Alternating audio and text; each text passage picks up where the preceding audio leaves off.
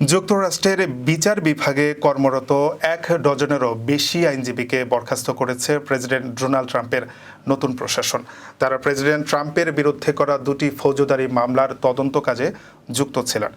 বিচার বিভাগের একজন কর্মকর্তা নাম প্রকাশ না করে বিবিসির মার্কিন অংশীদার সিবিএস নিউজকে বলেন, ভারপ্রাপ্ত অ্যাটর্নি জেনারেল জেমস ম্যাকহেনরি সিদ্ধান্তে পৌঁছান যে প্রেসিডেন্টের বিচার প্রক্রিয়ায় তাদের তাৎপর্যপূর্ণ ভূমিকা থাকার কারণে তার এজেন্ডা বিশ্বস্তভাবে বাস্তবায়নে এসব ব্যক্তিকে আর বিশ্বাস করা যায় না। এর পরপরই আইনজীবীদের বরখাস্ত করা হয়। বরখাস্ত হওয়া আইনজীবীরা সাবেক বিশেষ কৌশলী জ্যাক স্মিথের নেতৃত্বাধীন তদন্ত দলে যুক্ত ছিলেন।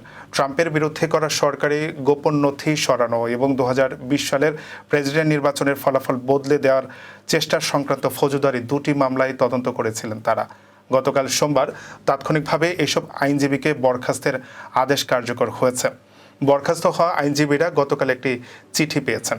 চিঠিতে বলা হয়েছে, প্রেসিডেন্টের বিরুদ্ধে তদন্ত ও মামলা পরিচালনায় এসব আইনজীবীর ভূমিকা বিচার বিভাগের কাজে তাদের অনুপযুক্ত করে তুলেছে।